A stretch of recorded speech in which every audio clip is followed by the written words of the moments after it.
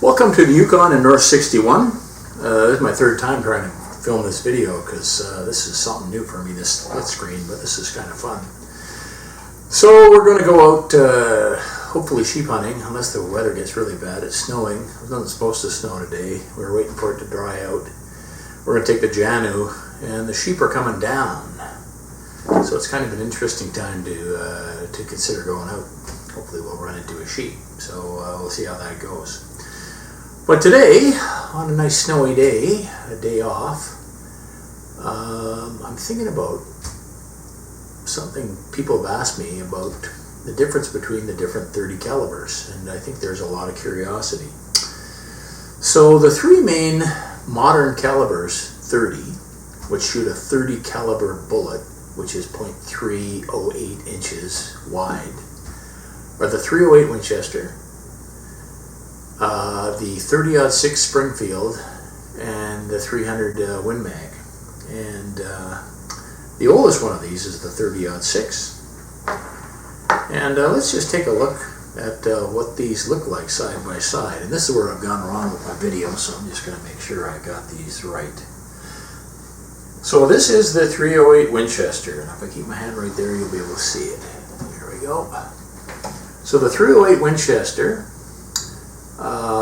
some people say, well, this is very, very similar to a .30-06 in ballistics. And the .30-06 is the originator of these .30s, and there it is. So the .30-06 was made in 1906. It was a military cartridge. It was designed because the Americans fought the Mexicans. The Mexicans had a 7x57 Mauser, and they outranged the .30-40 Craig. And so the Americans were losing the arms race, the early arms race, when rifles were so important. So they looked at the 7x57, and of course they upscaled it because they didn't want to be outdone, and they came up with this .30-06. So it really owes a 7x57 as kind of the, maybe not the father, but the uncle of this cartridge. And they really came up with a good cartridge here. And some people will say this .308, and look at how stubby this .308 is. Basically, the .308 is a shortened, make sure I got both of those in there. The .308 is basically a shortened .30-06. So how is it just as good? Well, it's just as good in this way, and only this way. The original .30-06 was used old powders designed for older firearms, fired a 150 grain bullet around 2,700 feet per second. And that worked fine for military use. And after the war, after World War II, the Americans wanted to get something a little bit more compact, and they said, well, we could get 2,700 feet per second with a 150 grain bullet easily out of this .308. And they looked at the .300 Savage and saw the .300 Savage was almost what they were looking for, but they decided to go just a little bit bigger. So they designed this .308 Winchester, and it matches the .30-06 early ballistics. But to take a look at modern ballistics, you need to know this .308, this .30-06, and even this .300 Winchester Magnum in modern rifles can be loaded to the same pressure. So the only really difference between them, and I'll just show you an example of this. Here's a .308 case, empty case. Here's a .30-06. You'll notice that fits right in there. Fits right in there. They're all 30s. And the .300 Win Mag fits right in there too. That bullet, which goes out the barrel, fits all of these cartridges.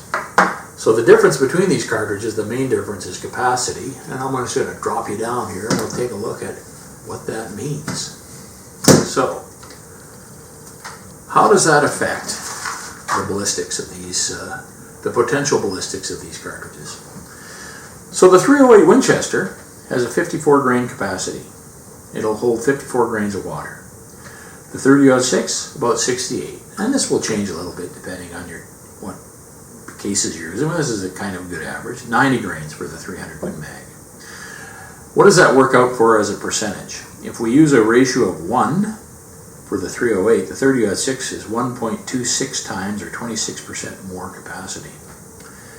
The .300 Win Mag has 1.67 or 67% more capacity than the .308, and 32% more than the .30-06. So when it has that much more capacity, what does that mean for ballistics? It doesn't mean that the 30-06 will shoot a bullet 26% faster because it has that much more powder capacity. At the same pressure, there's a rule of a quarter. It'll basically shoot a quarter of 26, which is 6.5% faster. So if you can get a 150 grain bullet to 2850, you should be able to hit about 30-35 in the same pressure in a 30-06. And this would probably be with 24-inch barrels. You could probably go a little faster than that even for both cartridges. But that's a good average. If you can get 2610 out of a 180 grain bullet, which is kind of a standard ballistics for a 308, you should be able to get 2779.65. Now it's important to know that the 30-06 factory ammo is downloaded. It's downloaded for those old guns back from 1906. Some of them were lever guns, some of them were autos. So they don't want to go up too much. But if you're reloading, like here's my 30-06. It's a modern bolt-action rifle. This is the Forbes 24B. I've talked about ad nauseum. People are probably sick of hearing about it. I just love this rifle so much. Melvin Forbes, I've said before, really knows how to make a rifle, and this is his design. The early ones were really good from Forbes. They had some problems later on. But this 30-06 can be loaded right up to pressure. I don't have to worry about underloading it. So I can load it up to the same pressure as the 308, the same pressure as the 300 Win Mag. So I get these pretty fast velocities. In fact, I'm getting 2820. In my 180s, I'm getting 3050 to 3070 with 150s. Almost depends on the day. And 220s, I've had up to 2500. Now, because we've got 32% over the 30-06 capacity for the 300 Win Mag, you get even more velocity. You get 3325 with the 150s. You can get up to 3045 or so with the 180s, up to 2703 with the 220s. I've taken my Fierce up to 2800 with 220 Woodlays. Pretty powerful load. And so this increase is about 185 to 170 feet per second for the 30-06 over the 308, and about 289 to 200 of an increase feet per second for the 300 Win Mag over the 308. So you can see that the 308, the 30-06 is to the 308 a little bit like the 30-06, the 300 Win Mag is to the 30-06. They're kind of a baby adult grandpa here of cartridge design. And this 300 Win Mag is just a little stronger compared to the 30-06, and the 30-06 is a 308, but they all have a fair significant difference to one another. So would you say then that the 300 Win Mag is the best of the three? In some ways it is. But in one important way, it isn't. Oh, just one other thing about that combination. So you've got a 6.5% increase in velocity, but that gives you about a 13% increase in energy. So the energy jumps up about 13% for the 30-06. And you know, the one advantage of the velocity with this 30-06 is, so here with this 150 grain bullet going, this is a 150 grain AccuBond with a ballistic coefficient of 435. I can hit right out to 550 yards with this with a ballistic reticle on my 30-06. The speeds are they're kept above 2,000 feet per second for the whole range. So this will expand really well right to long range.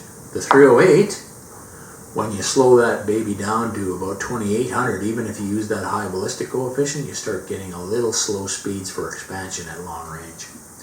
And of course the 300 Win Mag will do the same thing with 180 grain bullets that the 30-06 will do with 150s, and you even get more ballistic coefficient. So that's quite a cartridge. But here's a problem with the 300 Win Mag. Problem number one, in a 7-pound rifle with no break, that 308 will give you about 21 foot-pounds of recoil energy, which is, if you practice, you can handle that. You can even shoot that from prone. You're probably not going to flinch if you shoot it a bit. In that same 7-pound 30-06 rifle in 30-06, you get just about 27 foot-pounds. So again, you're going up about 13%. That's a significant increase. You got to practice a little bit more, but you should be able to handle that. Now, the 300 whops up to 36.7. So if people are tempted to do two things with the 300 Win Mag. One, break, And a brake, I use brakes. They're quite fun to use, and they really make the rifle. They take about 30% of the recoil away, 40% of the recoil away, so they would take that 300 Win Mag right down to 308 levels. But they increase noise, they increase hearing damage, and they're not good for your partner. And you got to be careful with them. So usable, but you have to be careful. And then the other thing you could do is you could increase the weight. For instance, if you went from 7 pounds to 9, the recoil would come down to 28.6 foot-pounds, so you're right in the 30-06 level. So you could lug around a heavier rifle. While we're going up into the mountains, we don't want a heavier rifle. In fact, sometimes, the lightest rifles in caliber 308, if you could get a really super light, short-action light rifle in 308 or 6.5 Creedmoor, some people prefer those even over the 30-06, but I find a 5 3/4 pound rifle to be a sweet spot. And the other thing I find to be a sweet spot is with laser rangefinders, they've changed the game.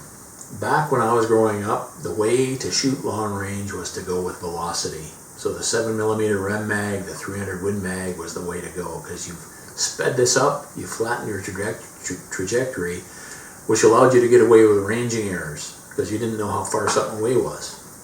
You'd be using your naked eye, you'd be using one of those little coincident rangefinders that were only that long. People they had about a 20% error rate, enough to miss stuff at 400 yards.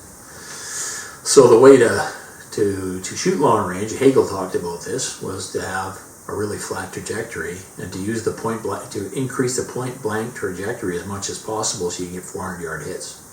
You can do that easier with a 300 Win Mag than with a 30-06.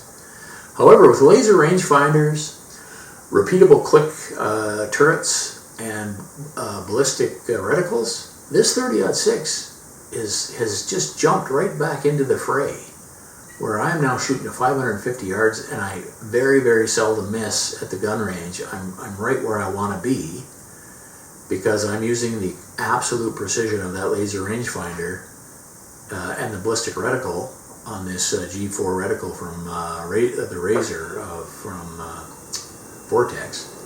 I'm making great hits. So you don't need that speed as much anymore. What you do need is the energy levels and the speed to expand the bullet and have killing power at long range. And once again, this 30-06 is in the Goldilocks zone. So when Goldilocks visited the Three Bears, one set of porridge, in this case the 308, was too cold.